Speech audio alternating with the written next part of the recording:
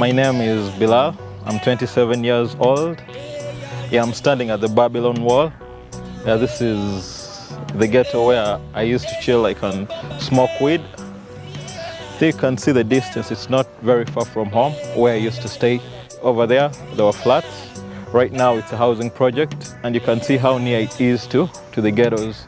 So I'm going to take you through my story, and I hope you learn something from it.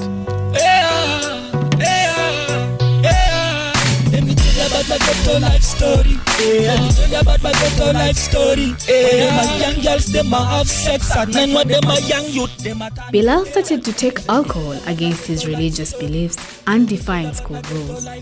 He would jump over the fence and go to places like Wairaka in Jinja to drink. During his time in high school, he did not realize how much substance abuse was impacting his life.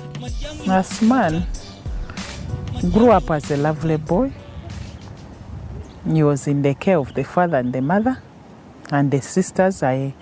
He's the eldest, but I had the other two children I was looking after. He finished his primary 7, passed well, went to his first secondary school. Senior 1, senior 2, by senior 3. He was not, the performance was not so well. And secondly, he couldn't return with the property he used to go with. So the father decided to change him in school and took him to another secondary school. But it still persisted. Yeah, I started using drugs in my senior 1. Way back, I was in Muri, I think we're back in around 2002. So I got introduced to a cigarette by like some senior students. It was like the culture in like students that are like in Form 4, Form 6, like when they're teasing you, bullying you, or like making you like sort of fit in, they would make you do stuff, and smoking was one of them.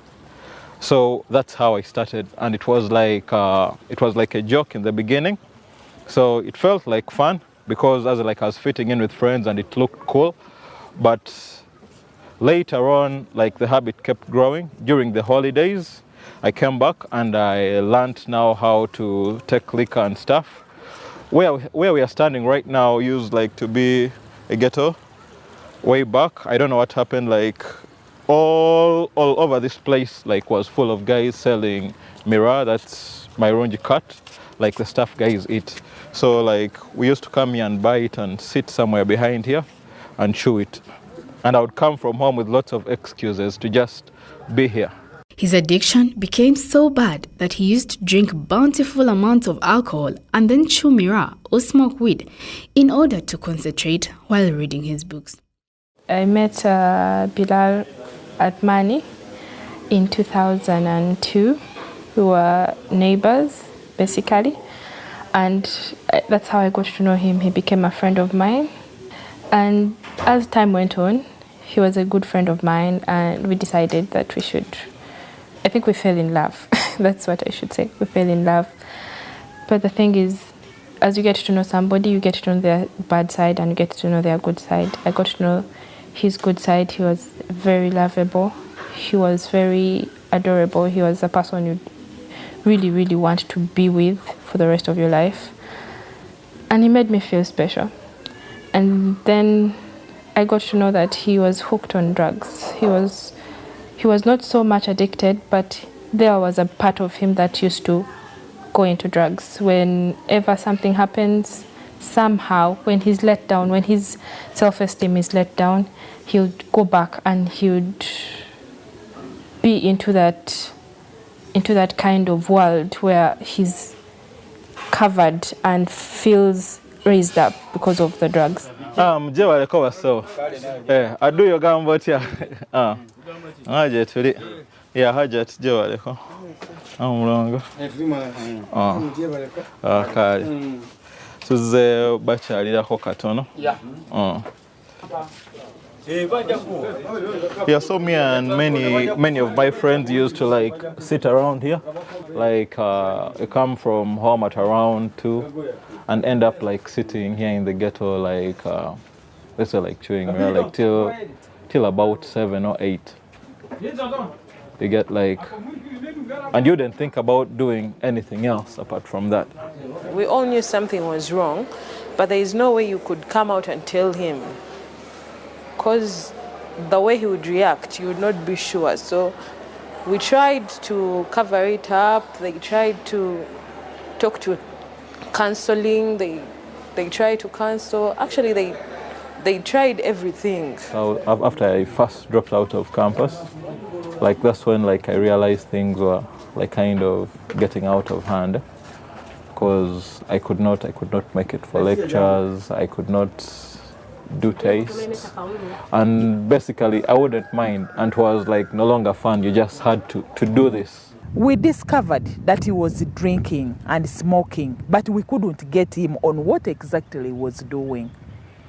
In the end, the father decided to disown him almost and said, if you can't study, then leave my home. So he left home shortly, went and stayed with that girl. They gave birth. We had problems with the parents of the girl. The parents couldn't allow that girl to be given to us because of religion. We had two different religions. They were Christians and they were Muslims. Bilal sought refuge in the Naguru ghettos with his friends. Using his talents, he started writing tracks, working in studios and media houses like Lifeline Media and Urban Accent to earn a living. The money he was earning sustained his drug and alcohol habit. It was a bit hard, because as like I'd never like worked. I had no like job experience. And like I was used to like dying from home, so like I wasn't into like the work thing. So life in the beginning was a bit hard, and I had like to move and stay in the ghettos. So I tried to push him back to school and continue, but he's like, no, this is not what I want. So, and every time he tried to read, he has to take my Runji to stay focused, and yet he's a very intelligent man. So I looked at it as something that was wrong, and that really got to me. And I'm like, this is not changing. Then the worst time, the last straw was when, after having the two babies, then 2011, 2010, I asked him a straight question: Are you ready to continue with your life like this? What do you want in your future? What do you want in your life? What do you see in your future? Do you see yourself taking alcohol? Do you see yourself with your Mairunji? And it's like, yes, I see myself having my little room in our house where we can go with the boys, sit down, have our Mairunji and our alcohol. That was the last straw, and I told him, you know what? I think we're better as friends. Maybe let's try to be parents that we ought to be, but we cannot stay as in a relationship that will lead to marriage. Yet that was our firm basis, and that was the last straw. Yet we had been together for 7 years. Because I had curfew at home, say at about 10, I was supposed to be home. Sometimes before that, actually, it was even earlier, like around 8. So when it reaches past 8, and I'm in the ghetto, I feel like I still need maybe to use, I still need the company of these guys. I wouldn't head back home. And sometimes it would take weeks, maybe like 2 weeks, and you're not sure of where you're going to sleep or what you're going to eat. You don't have money, but all you want is maybe just sit and like smoke weed and feel like you're having fun with guys. I think we've called more family meetings than any other family I know. It reached a point of my grandparents traveling just to talk to him. She would cry. She would actually cry for him. They would, I don't know, they had talked to him so many times. We had so many interventions. We had cousins, we had uncles, we had aunties, we had grandparents. Bilal's behavior also became a point of contention for his parents, and so all of his siblings did not have peace growing up. His father, filled with rage, often vented his withheld anger on the rest of the family. It was as if the rest of the family was directly responsible for Bilal's behavior. My dad would practically cry in front of him, and my mom. But I think he was still a child in the brain. He couldn't see all that. So this place was like home. I was cut all the way from home, though like our parents used not to allow us like come to the sides of the ghettos, but like I know all this place and it felt like home. All this. That's why I got up in the situation. Every day me cry on my heart, cause me know me not the ghetto. I get a youth when them see a young girl and them mama that send them to I think it forced me to grow up and look at things more seriously, and I've always felt like I needed to prove to my dad that like I would be maybe a very obedient son, for him to get over his fear that someday I might disappoint him or something like that. So I've been trying to do my best at home. So life is full of misery. Every day another youth with a wicked mind gonna take another one stop and gonna kill a baby mama. Hey, let me tell you about my ghetto life story. Let me tell you about my ghetto life story. So like there are some video halls here like where we used to chill while chewing the cat, just down this corridor and one right ahead. And yeah, this used to be like one of the bars we used to hang at. It was like the in thing those days. If you're not at Find Uganda, then you don't know where to be. Ooh, Jewareko. Nawe nkulaba oli bwoti.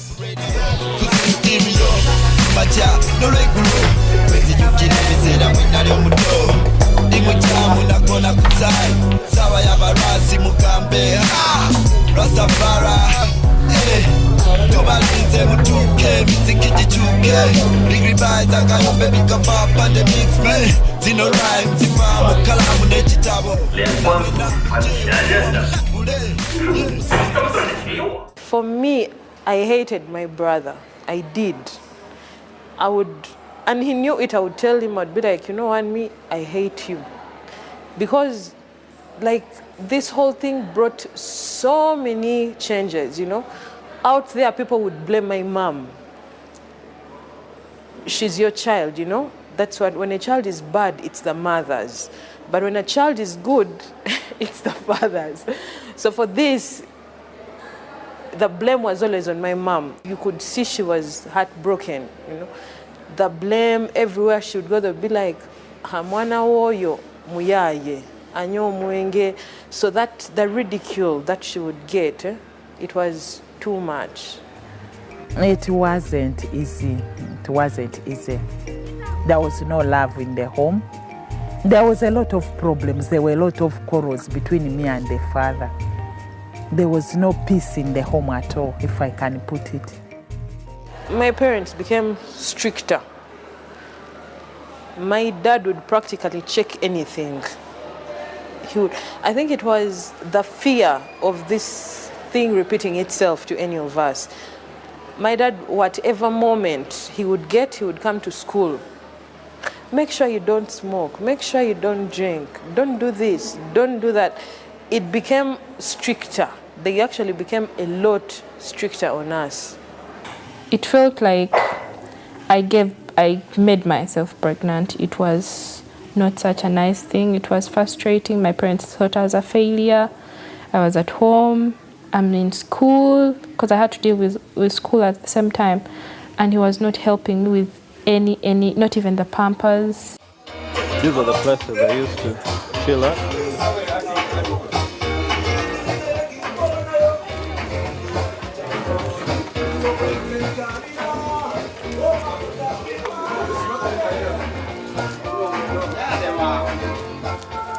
I'm gonna take another one stop and gonna kill a baby mama.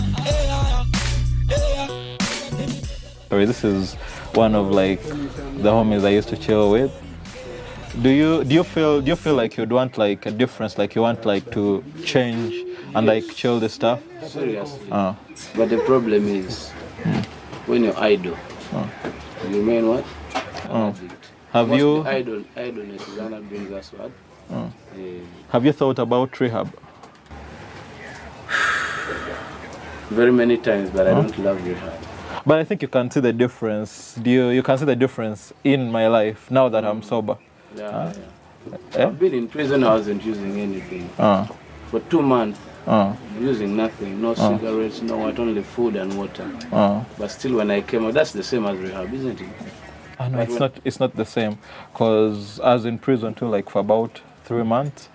And when I got out, I was still using, but I realized deep down that I needed some help. So I went out and like, got help, for rehab. I was there for 4.5 months, and now I can tell the difference, and that's why I'm here, like to try and like. We have to pray for ourselves. No, it's not about pray, it's about taking action. Serious?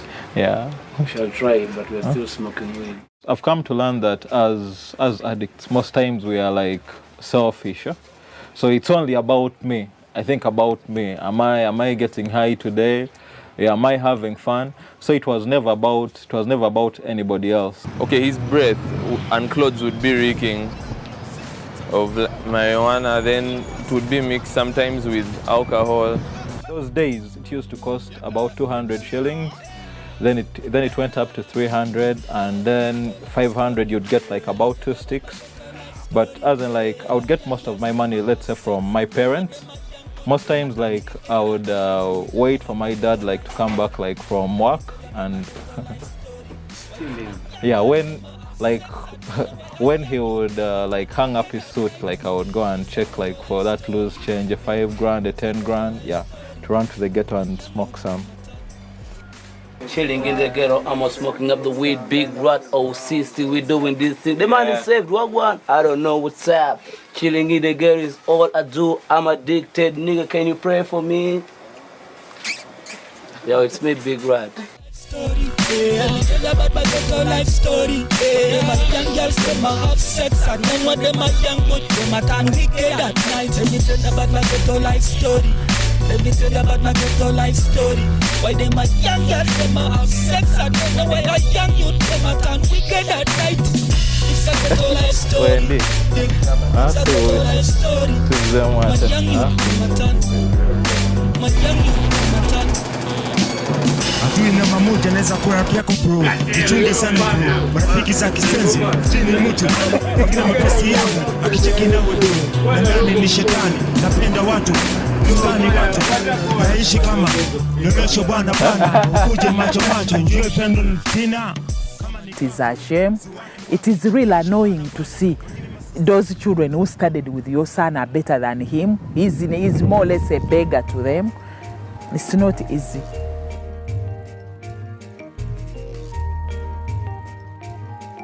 The last time I saw you is when you left Nagoro. Then I saw you in the newspaper and I was like, what's up with this guy? What's up with this guy? We were supposed to keeping it strong, you know? Like the things that we expected are not the things that were actually taking place in our life, you know? Yeah. Like it reached a time when I was in Bale, the ghetto like I used to hang out at was like any other ghetto, but if you guys have heard of Namatala, like it's one of the biggest ghettos in Bale, holding the worst thugs. So like I had no job experience or like stuff to do, like used to hang in the ghetto and maybe doing some music. So like I got into like being middleman. When guys have played their game and they pull your stuff and you deal it, sell it off and stuff. Cause like you're always enough to do that. Then what happens, like I get arrested. And when I get arrested, like, yes, I'm not the thief, but as in like, I was caught in possession of the stuff. So what happens when they come to search my place, they find army uniforms belonging to another friend of mine, and I end up going to jail. There's a TV station in Mbala, I think it is OPG, when he appeared in handscarves. The father was in the village, I was this way, so the father called me and said the boy has been arrested, he's a robber, he's going to be taken to jail. That was the worst moment I got. Because I asked him where he got, he said, I've seen it on the TV when he has been wrapped and they are put there, they are being interviewed. That was the worst moment of my life. I broke down, I cried. We cried together with the sister and the brother. Everybody was this way. It was only the dad. That was the worst moment I got in life. You know, you would go somewhere and someone would be like, mwana woyo mchala mubbi. Era abana be bonna babbi. Actually, they started even calling all of us thieves because of him.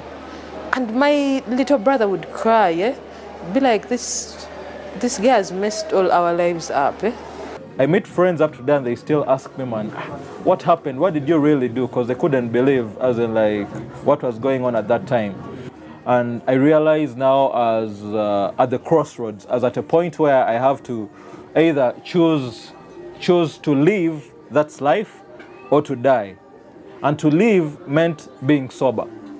So what happens? I call up my mom, and she still felt for me and showed me the love, and she was like, "Come home and let's seek help for you." And then what made him recover faster, I think, it should be the father, because the father pardoned him, and the father could go there and visit him because the father had abandoned him. But when he saw everybody, even the sister and the brother, those are the people who had abandoned him completely. They never wanted to look at him. But when they used to go there, they could chat with him, sit with him and discuss.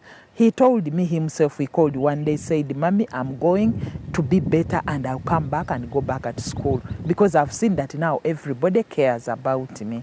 The ball was in my hands. I needed to, like, either set myself ready to break free, you get it? Like, and set myself free, or remain in addiction and lose or deteriorate till you die. I've taken my few first steps into trusting him again.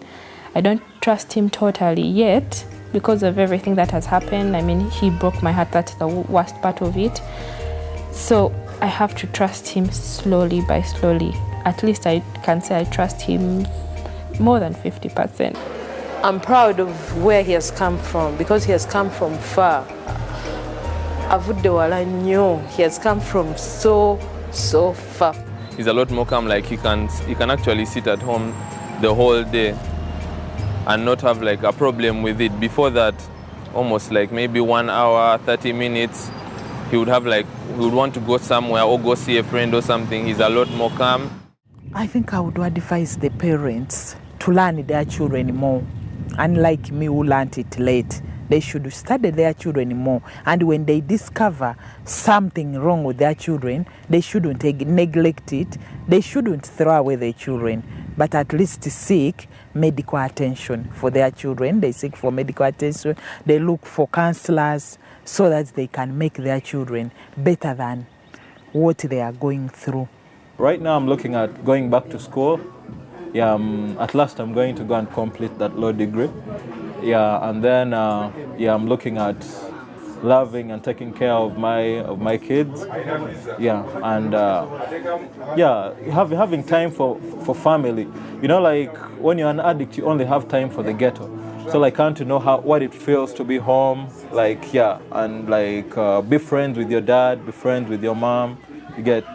Be friends with your siblings. Make up for that time that you weren't there, and for all the stuff that you made them pass through.